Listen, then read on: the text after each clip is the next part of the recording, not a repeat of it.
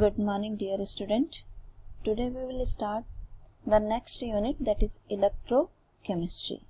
Electrochemistry, this chapter we have already learned in class 11th in redox reaction chapter. As you know beta, electrochemistry is formed by the two part, electro and chemistry. So electrochemistry is a study of production of electricity from energy released during spontaneous chemical reactions and the use of electrical energy to bring about non-spontaneous chemical transformation. Means कि इस chapter में हम क्या पढ़ेंगे, conversion of electrical energy into chemical energy and conversion of chemical energy into electrical energy. Means कि जो हमारा जो कोई केमिकल सॉल्यूशन है, उस केमिकल सॉल्यूशन में जो रिएक्शंस हो रही हैं, उन रिएक्शंस की हेल्प से, केमिकल एनर्जी की हेल्प से कैसे हम इलेक्ट्रिसिटी प्रोड्यूस कर सकते हैं, या फिर किसी भी सॉल्यूशन में अगर इलेक्ट्रिसिटी प्रोवाइड करा दें तो उससे किस तरीके के केमिकल चेंजेस होंगे, वो दोनों चीजें हम इसमें पढ़ेंगे कि इलेक्ट्रिसिटी की हेल्प से केमिकल चेंज और केमिकल चेंज की हेल्प से इलेक्ट्रिसिटी का प्रोडक्शन. तो this concept is very clear. Electrochemistry deal with the inter conversion. ठीक है, कैसे केमिकल एनर्जी इलेक्ट्रिकल एनर्जी में कन्वर्ट हो रही है और कैसे इलेक्ट्रिकल एनर्जी केमिकल एनर्जी में कन्वर्ट हो रही है. तो पहले इसमें हम पढ़ने वाले हैं अपना पोर्शन इलेक्ट्रोकेमिस्ट्री का इलेक्ट्रोकेमिकल सेल. तो कुछ टर्म हमारे यहाँ रिडॉक्स रिएक्शन के यूज होते हैं बेसिकली. तो first of all redox reaction है क्या? रिडॉक्स रिएक्शन जहाँ पे दोनों प्रोसेस एक साथ होती हैं, ऑक्सीडेशन भी और रिडक्शन भी. आपको ऑक्सीडेशन और रिडक्शन हम क्लास 11th में पढ़ चुके हैं. ऑक्सीडेशन की बहुत सारी हमने डेफिनेशंस पढ़ी. Oxidation is addition of oxygen, reduction is addition of hydrogen. But यहाँ पे हम सिर्फ इलेक्ट्रॉनिक डेफिनेशन अगर ले लें तो ये ज़्यादा आसान होता है. लियो सेज गर, लियो जैसे आपको पता है शेर की आवाज़ आती है गर, तो याद करने में आपको आसानी होगी. LEO means loss electron oxidation and GER gain electron reduction. कहीं भी अगर आपको याद रखना है ऑक्सीडेशन क्या होता है, जहाँ पे इलेक्ट्रॉन लूज हो रहे हैं वो ऑक्सीडेशन है, जहाँ पे इलेक्ट्रॉन गेन हो रहे हैं वो रिडक्शन है. और ये दोनों ही प्रोसेस जो हैं वो हमेशा साथ होती हैं. एक अकेली इक्वेशन नहीं हो सकती. ऐसा नहीं हो सकता कि एक मेटल ने इलेक्ट्रॉन लूज कर दिए और प्रोसेस खत्म हो गई, क्योंकि वो अगर इलेक्ट्रॉन को लूज करेगा देन सम मेटल और some substance would be there जो उस इलेक्ट्रॉन को एक्सेप्ट करे.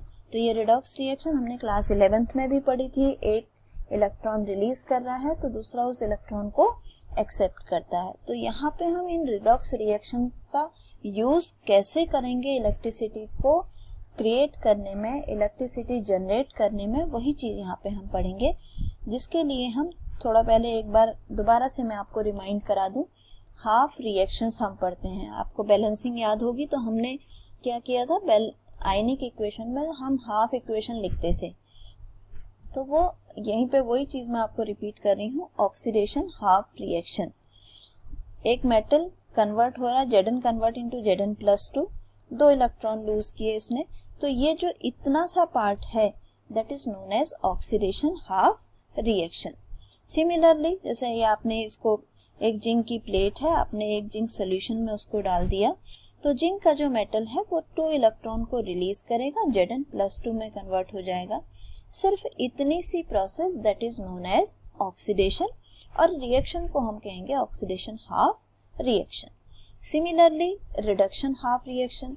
रिडक्शन में क्या होगा कि Cu+2 जो ऑलरेडी सॉल्यूशन में है, कॉपर सल्फेट का आपने सॉल्यूशन लिया है, तो Cu+2 ये 2 इलेक्ट्रॉन को एक्सेप्ट करेगा, कॉपर फॉर्म करेगा.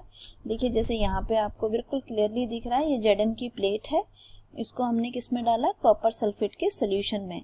Zn ने 2 इलेक्ट्रॉन लूज किया, Zn+2 फॉर्म किया. इस सॉल्यूशन में जितने भी Cu+2 आयंस थे वो उन इलेक्ट्रॉन्स को एक्सेप्ट करेंगे और एक डिपोजिशन हो जाएगा Cu का Zn के आउटर साइड में, इसलिए इसका कलर भी क्या हो जाएगा, चेंज हो जाएगा। तो ये क्या हो गई है, रिडक्शन हाफ सेल।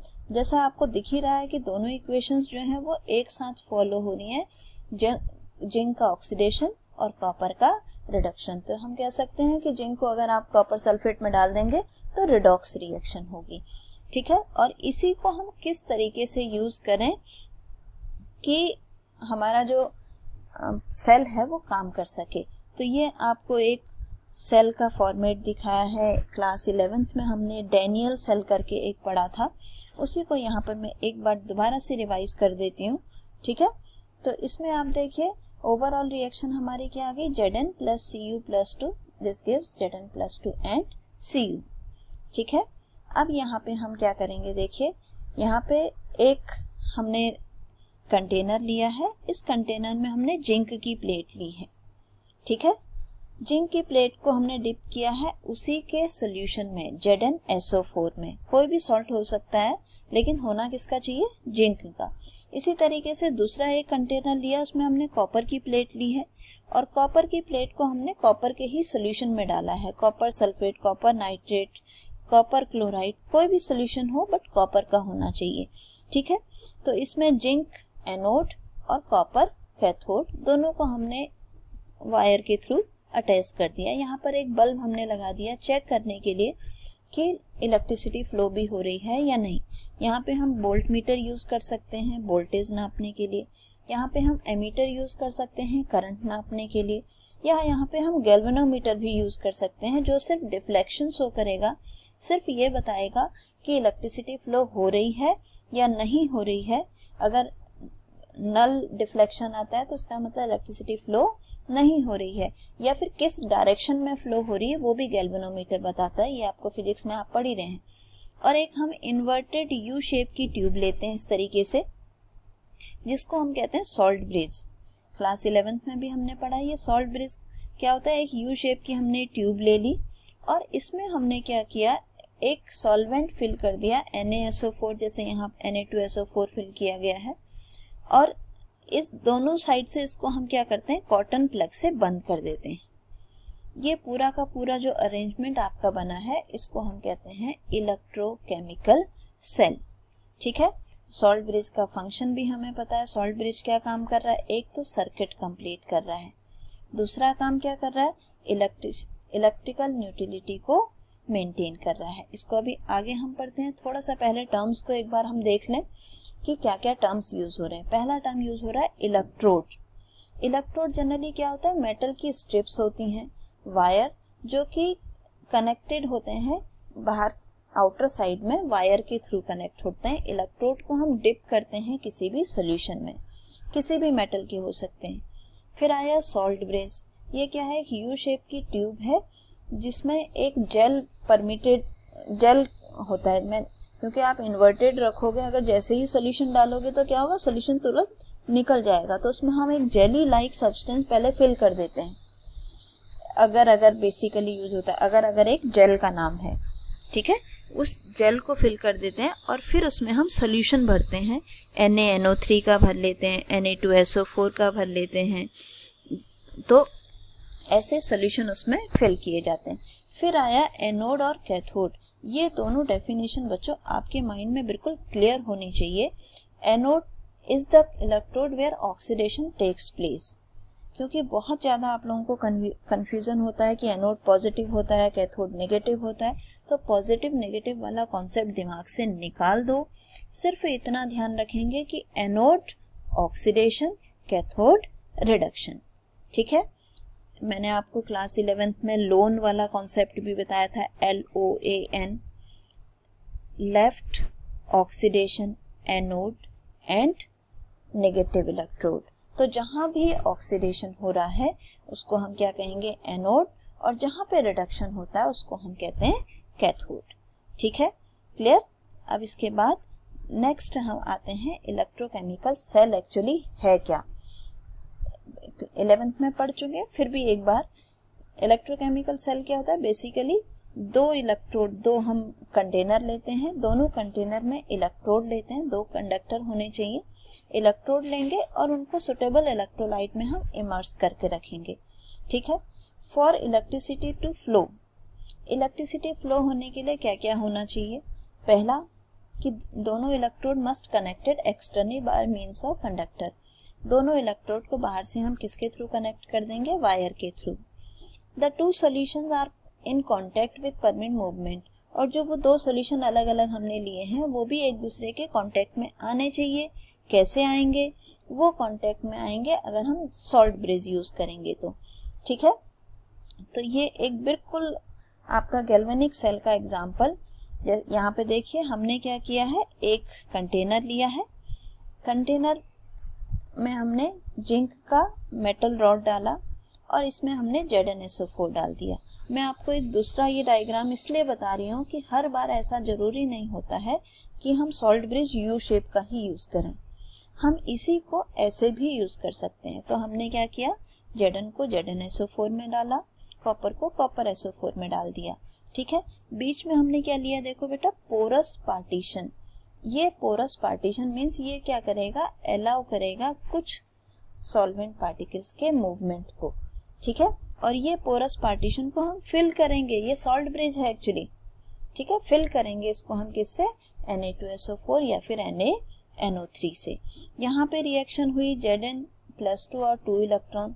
जब ये ऑक्सीडेशन यहाँ पे हो रहा है तो इसको हम क्या कहेंगे? एनोड, ठीक है।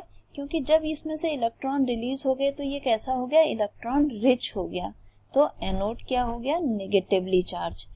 बिल्कुल सेम इसी तरीके से कॉपर का रिडक्शन हुआ, कॉपर में ने 2 इलेक्ट्रॉन ले लिए तो यहाँ पे रिडक्शन हुआ है, तो इसको क्या कहा जाएगा? कैथोड। क्योंकि इसमें इलेक्ट्रॉन कम हो गए हैं तो ये इलेक्ट्रॉन डेफिशिएंट हो गया, तो इसको हम क्या कहेंगे? Positive electrode. ध्यान रखेंगे, लेफ्ट एनोड लोन बताया था, left oxidation, anode and negative electrode, चारों चीजें पूछी जाती हैं आपको सीधे सीधे कि एक सेल आपको दे दिया जाएगा, उसमें नेगेटिव इलेक्ट्रोड बताना होगा, उसमें आपको ये बताना होगा कि कहाँ ऑक्सीडेशन हो रहा है, उसमें आपको ये बताना होगा कि कौन पॉजिटिव, नेगेटिव, रिडक्शन, ऑक्सीडेशन, ये सारी चीजें आप बताएंगे, ठीक है। तो ये आपका एक सिंपल डैनियल सेल या गैल्वेनिक सेल का एग्जांपल है। गैल्वेनिक सेल मींस ऐसे सेल जो करंट प्रोड्यूस करते हों, और गैल्वेनिक सेल को ही इलेक्ट्रोकेमिकल सेल भी कहते हैं। इसका एक एग्जांपल है डैनियल सेल जो हम ये पढ़ रहे हैं, ठीक है। अब इसको एक्सप्रेस करने का तरीका, इलेक्ट्रोकेमिकल सेल को जनरली हम किस तरीके से लिखते हैं? सबसे पहली चीज, जो मेटल है, 2 मेटल हमने यहाँ पे लिए हैं, Zn और कॉपर, तो मेटल को हमेशा या तो एक्सट्रीम लेफ्ट में रखेंगे या फिर एक्सट्रीम राइट में रखेंगे। मेटल हमेशा एक्सट्रीम लेफ्ट या एक्सट्रीम राइट।